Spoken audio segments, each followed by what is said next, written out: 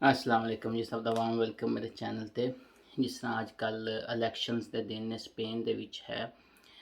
23 ਜੁਲਾਈ ਨੂੰ ਸਪੇਨ ਦੇ ਵਿੱਚ ਇਲੈਕਸ਼ਨਸ ਦਾ ਐਲਾਨ ਹੋ ਗਿਆ। ਯਾਦ ਰਵੇ ਕਿ ਉਹ ਇਲੈਕਸ਼ਨ ਨੇ ਜਿਹਦੇ ਵਿੱਚ ਸਪੇਨ ਦੀ ਪਾਰਲੀਮੈਂਟ ਸਿਲੈਕਟ ਹੁੰਦੀ ਹੈ ਔਰ ਉਸ ਤੋਂ ਬਾਅਦ ਉਹ ਪਾਰਲੀਮੈਂਟ ਇੱਕ ਆਪਣਾ ਪ੍ਰੈਜ਼ੀਡੈਂਟ ਸਿਲੈਕਟ ਕਰਦੀ ਜਿਹੜਾ ਨੈਕਸਟ 4 ਸਾਲ ਵਾਸਤੇ ਸਪੇਨ ਦੀ ਦੇ ਕਿਸਮਤ ਦੇ ਫੈਸਲੇ ਕਰਦਾ, ਸਪੇਨ ਦੀ ਗੌਰਮੈਂਟ ਨੂੰ ਚਲਾਉਂਦਾ ਹੈ। ਹੁਣ ਕਈ ਬੰਦਿਆਂ ਦੇ ਜ਼ਹਨ 'ਚ ਆਉਂਦਾ ਹੈ ਕਿ ਕਿਆ ਗੈਰ ਮੁਲਕੀ ਜਿਹੜੇ ਸਪੇਨ ਦੇ ਵਿੱਚ ਰਹਿੰਦੇ ਪਏ ਨੇ ਹੈ, ਕਿਆ ਉਹ ਵੀ ਵੋਟ ਦੇ ਸਕਦੇ ਨੇ ਜਾਂ ਸਿਰਫ ਲੋਕ ਜਿਹੜੇ ਸਪੈਨਿਸ਼ ਓਰੀਜਨਲ ਨੇ ਉਹ ਹੀ ਵੋਟ ਦੇ ਸਕਦੇ ਨੇ ਹੈ। ਇਹ ਬਾਤ ਜ਼ਹਨ 'ਚ ਰੱਖਣੀ ਚਾਹੀਦੀ ਕਿ ਇਹਦੇ 'ਚ ਕੋਈ ਸ਼ੱਕ ਨਹੀਂ ਹੈ ਕਿ ਜਿਹੜੇ ਵੀ ਗੈਰ ਮੁਲਕੀ ਸਪੇਨ ਦੇ ਵਿੱਚ ਰਹਿ ਰਹੇ ਨੇ, ਉਹ ਉਹਨਾਂ ਕੋਲ ਰੈਜ਼ੀਡੈਂਸ ਪਰਮਿਟ ਹੈ ਵੀ ਉਹ ਕੁਝ ਇਲੈਕਸ਼ਨਸ ਦੇ ਵਿੱਚ ਤੇ ਵੋਟ ਦੇ ਸਕਦੇ ਨੇ ਹੈ। ਲੇਕਿਨ ਜਦੋਂ ਗੱਲ ਆਵੇਗੀ ਸਪੇਨ ਦੇ ਜਨਰਲ ਇਲੈਕਸ਼ਨ ਦੀ ਜਿਹਦੇ ਵਿੱਚ ਪਾਰਲੀਮੈਂਟ ਸਿਲੈਕਟ ਹੁੰਦੀ ਹੈ, ਉਸ ਤੋਂ ਬਾਅਦ ਉਹ ਪ੍ਰੈਜ਼ੀਡੈਂਟ ਸਿਲੈਕਟ ਕਰਦੇ ਨੇ, ਉਹਦੇ ਵਿੱਚ ਸਿਰਫ ਔਰ ਸਿਰਫ ਸਪੈਨਿਸ਼ ਨੈਸ਼ਨਲ ਹੀ ਵੋਟ ਦੇ ਸਕਦੇ ਨੇ।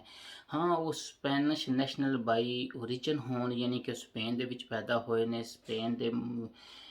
ਸਪੈਨਿਸ਼ ਉਹਨਾਂ ਦੇ ਮਾਂ ਬਾਪ ਸੀ ਹੈ, ਸਪੈਨਿਸ਼ ਦੇ ਘਰ ਹੀ ਪੈਦਾ ਹੋਏ ਨੇ, ਜਾਂ ਉਹ ਸਪੈਨਿਸ਼ ਸਿਟੀਜ਼ਨ ਜਿਨ੍ਹਾਂ ਨੇ ਸਪੈਨਿਸ਼ ਨੈਸ਼ਨੈਲਿਟੀ ਲਈ ਓਰੀਜਨ ਦੇ ਕਿਸੇ ਹੋਰ ਮੁਲਕ ਦੇ ਸੀ ਲੇਕਿਨ ਸਪੇਨ ਦੇ ਵਿੱਚ ਆ ਕੇ ਰਹੇ ਨੇ ਔਰ ਇੱਥੇ ਰਹਿਣ ਤੋਂ ਬਾਅਦ ਉਹਨਾਂ ਨੇ ਇੱਥੇ ਦੀ ਕਾਨੂੰਨੀ ਕਾਰਵਾਈ ਪੂਰੀ ਕਰਕੇ ਸਪੇਨ ਦਾ ਪਾਸਪੋਰਟ ਲੈ ਲਿਆ। ਜਿਸ ਵੀ ਕਿਸਮ ਦਾ ਸਪੈਨਿਸ਼ ਸਿਟੀਜ਼ਨ ਹੋਵੇ, ਅਗਰ ਉਹਦੇ ਕੋਲ ਸਪੇਨ ਦਾ ਪਾਸਪੋਰਟ ਹੈ ਵੇ ਤੇ ਉਹ ਇਹਨਾਂ ਇਲੈਕਸ਼ਨਸ ਦੇ ਵਿੱਚ ਵੋਟ ਦੇ ਸਕਦਾ ਹੈ ਵੇ। ਠੀਕ ਹੈ ਜੀ। ਹੈ ਉਹ ਇਹਦੇ ਵਿੱਚ ਹਰ ਬੰਦੇ ਨੂੰ ਜਿਹਦੇ ਕੋਲ ਸਪੈਨਿਸ਼ ਸਿਟੀਜ਼ਨਸ਼ਿਪ ਹੈ ਵੇ ਉਹਨੂੰ ਚੈੱਕ ਕਰਨਾ ਚਾਹੀਦਾ ਕਿ ਉਹ ਸੈਂਸਾਦੋ ਵੇ ਸੈਂਸੋ ਇਲੈਕਟੋਰਲ, ਉਹਦਾ ਨਾਂ ਹੈ ਵੇ ਸੈਂਸੋ ਇਲੈਕਟੋਰਲ ਵਿੱਚ ਹੈ ਤੇ ਉਹ 23 ਜੁਲਾਈ ਨੂੰ ਜਾ ਕੇ ਵੋਟ ਦੇ ਸਕਦਾ ਹੈ। ਇਹ ਤੇ ਪਹਿਲੀ ਬਾਤ ਹੋ ਗਈ ਹੈ ਕਿ ਕੁਝ ਇਲੈਕਸ਼ਨ ਦੇ ਵਿੱਚ ਰੈਜ਼ੀਡੈਂਸ ਵੀ ਦੇ ਸਕਦੇ ਨੇ, ਰੈਜ਼ੀਡੈਂਟ ਜਿਹਨਾਂ ਕੋਲ ਲੀਗਲ ਹੁੰਦੀ ਹੈ, ਲੇਕਿਨ ਜਨਰਲ ਇਲੈਕਸ਼ਨ ਦੇ ਵਿੱਚ ਸਿਰਫ ਔਰ ਸਿਰਫ ਸਪੈਨਿਸ਼ ਸਿਟੀਜ਼ਨ ਹੀ ਸਪੇਨ ਦੇ ਵਿੱਚ ਵੋਟ ਦੇ ਸਕਦੇ ਨੇ। ਦੂਸਰੀ ਜਿਹੜੀ ਮਜ਼ੇਦਾਰ ਗੱਲ ਹੈ ਵੇ ਕਿ ਸਪੇਨ ਦੇ ਵਿੱਚ ਜਦੋਂ ਵੀ ਇਲੈਕਸ਼ਨਸ ਹੁੰਦੇ ਨੇ ਤੇ ਜਿਹੜੇ ਵੀ ਦੋ ਮੇਨ ਉਮੀਦਵਾਰ ਹੁੰਦੇ ਨੇ ਜਿਨ੍ਹਾਂ ਦੇ ਚਾਂਸਿਸ ਹੁੰਦੇ ਨੇ ਕਿ ਉਹ ਨੈਕਸਟ ਪ੍ਰੈਜ਼ੀਡੈਂਟ ਦੇ ਗਵਰਨਰ ਬਣਨਗੇ, ਸਪੇਨ ਦੇ ਪ੍ਰੈਜ਼ੀਡੈਂਟ ਬਣਨਗੇ, ਉਹਨਾਂ ਦੀ ਫੇਸ ਟੂ ਫੇਸ ਡਿਬੇਟ ਹੁੰਦੀ ਹੈ ਟੀਵੀ ਤੇ ਆ ਕੇ। ਹੈ ਠੀਕ ਹੈ, ਜਿਹੜਾ ਸਾਡੇ ਮੁਲਕਾਂ ਵਿੱਚ ਜਿਸ ਦਾ ਬਿਲਕੁਲ ਰਿਵਾਜ ਨਹੀਂ ਹੈ, ਨਾ ਹੀ ਸਾਡੇ ਮੁਲਕਾਂ 'ਚ ਇਹ ਕੰਮ ਹੁੰਦਾ ਹੈ। ਹੁਣ ਇਸ ਤਰ੍ਹਾਂ ਇੱਥੇ ਵੀ ਸਪੇਨ ਦੇ ਜਿਹੜੇ ਇਸ ਟਾਈਮ ਐਕਚੁਅਲ ਪ੍ਰੈਜ਼ੀਡੈਂਟ ਨੇ ਪੇਦਰੋ ਸਾਂਚੇਸ, ਔਰ ਸਪੇਨ ਦੇ ਜਿਹੜੇ ਲਾਸਟ ਜਿਹਦੇ ਚਾਂਸਿਸ ਹੋ ਰਹੇ ਨੇ ਪੇਪੇ ਦੇ ਫੇਈਖੋ, ਇਹਨਾਂ ਦੋ ਦੀ 2 ਦਿਨ ਪਹਿਲੇ ਟੀਵੀ ਤੇ ਫੇਸ ਟੂ ਫੇਸ ਡਿਬੇਟ ਸੀ ਜਿਹਦੇ ਵਿੱਚ ਹਰ ਮੁੱਦੇ ਨੂੰ ਡਿਸਕਸ ਕੀਤਾ ਗਿਆ ਸੀ। ਪੇਦਰੋ ਸਾਂਚੇਸ ਡਿਸਕਸ ਕਰ ਰਹੇ ਸੀ ਕਿ ਲਾਸਟ 5 ਸਾਲ 'ਚ ਉਹਨਾਂ ਨੇ ਕੀ ਕੀਤਾ, ਕਿਸ ਤਰ੍ਹਾਂ ਚੀਜ਼ਾਂ ਬਿਹਤਰ ਕੀਤੀਆਂ ਨੇ, ਔਰ ਫੇਈਖੋ ਡਿਸਕਸ ਕਰ ਰਿਹਾ ਸੀ ਕਿ ਇਹਨਾਂ ਨੇ ਕਿਹੜੀਆਂ ਚੀਜ਼ਾਂ ਨਹੀਂ ਕੀਤੀਆਂ ਔਰ ਇਹਨਾਂ ਨੂੰ ਅਸੀਂ ਕਿਸ ਤਰ੍ਹਾਂ ਆ ਕੇ ਬਿਹਤਰ ਕਰਾਂਗੇ। ਹੈ ਇਹ ਅਸਲ ਜਮਹੂਰੀਅਤ ਹੁੰਦੀ ਹੈ, ਨਾ ਹੀ ਇੱਥੇ ਕੋਈ ਨਹਿਰੇਬਾਜ਼ੀ ਹੁੰਦੀ ਹੈ ਕਿ ਜੀ ਜਿਸ ਤਰ੍ਹਾਂ ਸਾਡੇ ਮੁਲਕਾਂ 'ਚ ਹੁੰਦੀ ਹੈ ਕਿ ਅੰਧਾ ਧੁੰਦ ਨਾ ਕਿਸੇ ਮੁੱਦੇ ਦਾ ਪਤਾ ਹੈ। ਔਰ ਜਿਹੜੀ ਮਜ਼ੇ ਦੀ ਗੱਲ ਜਿਹੜੀ ਜਿਹਦੇ ਵਾਸਤੇ ਮੈਂ ਸਾਰੀ ਤਮੀਦ ਬਣਨੀ ਹੈ ਸ਼ੇਅਰ ਕਰਨ ਵਾਸਤੇ, ਉਹ ਹੈ ਵੇ ਕਿ ਸਪੇਨ ਦੇ ਸ਼ਹਿਰੀ ਵੀ ਜਿਹੜੇ ਨੇ ਉਹ ਵੀ ਸਮਝਦਾਰ ਨੇ, ਉਹ ਵੀ ਸਿਸਟਮ ਨੂੰ ਸਮਝਦੇ ਨੇ ਔਰ ਉਹ ਵੀ ਪਾਰਟੀ ਬਾਜ਼ ਦਾ ਐਸਾ ਨਹਿਰਾ ਨਹੀਂ ਲਾਉਂਦੇ ਹਨ ਕਿ ਰਾਤ ਨੂੰ ਡਿਬੇਟ ਹੋਈਏ, ਇਹਨਾਂ ਦੀ ਬਹਿਸ ਹੋਈਏ ਹਰ ਟਾਪਿਕ 'ਤੇ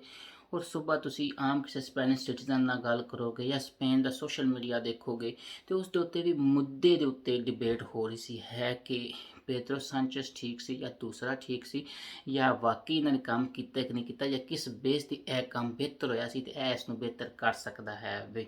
ਕਿਸ ਦੇ ਚਾਂਸਿਸ ਬਿਹਤਰ ਨੇ ਕਰ ਸਕਦਾ ਹੈ। ਬੜੀ ਮਜ਼ੇਦਾਰ ਬਾਤ ਹੈ ਕਿ ਅੰਧਾ ਧੁੰਦ ਹੈ ਨਹੀਂ ਹੈ ਕਿ ਪਤਾ ਹੀ ਕੋਈ ਨਹੀਂ ਕਿ ਇੱਕ ਪਾਰਟੀ ਦਾ ਮੈਨੀਫੈਸਟੋ ਕੀ ਹੈ ਔਰ ਲੋਕ ਉਸ ਨੂੰ ਵੋਟ ਦੇ ਰਹੇ ਨੇ। ਇੱਥੇ ਇੰਜ ਨਹੀਂ ਹੁੰਦਾ ਹੈ ਔਰ ਬੜਾ ਹੀ ਇਹਨਾਂ ਲੋਕਾਂ 'ਚ ਰਹਿ ਕੇ ਸਿੱਖਣ ਦਾ ਵੀ ਇਨਸਾਨ ਨੂੰ ਬੜਾ ਮੌਕਾ ਲੱਭਦਾ ਹੈ, ਇਨਸਾਨ ਸਮਝਦਾ ਵੀ ਹੈ ਕਿ ਆਪਣੇ 'ਚ ਬਿਹਤਰੀ ਵੀ ਲੈ ਕੇ ਆਉਂਦਾ ਹੈ ਔਰ ਉਹਨਾਂ ਦੇ ਇਲੈਕਟਰਲ ਸਿਸਟਮ ਨੂੰ ਕਿਆਮਤ ਵੀ ਆ ਜੇ ਜਾਂ ਜਿਸ ਤਰ੍ਹਾਂ ਕਹਿੰਦੇ ਨਾ ਮਿਸਾਲ ਦਿੱਤੀ ਜਾਂਦੀ ਹੈ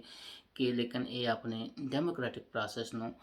ਰੋਕਦੇ ਨਹੀਂ ਹਨ, ਇਹਨੂੰ ਲੈ ਕੇ ਚੱਲਦੇ ਆ ਰਹੇ ਨੇ ਹੈ ਔਰ ਨਾ ਹੀ ਕੋਈ ਆਬਾਜ਼ੀ ਚੱਲਦੀ। ਜਿਸ ਲਾਸਟ ਟਾਈਮ ਤੇ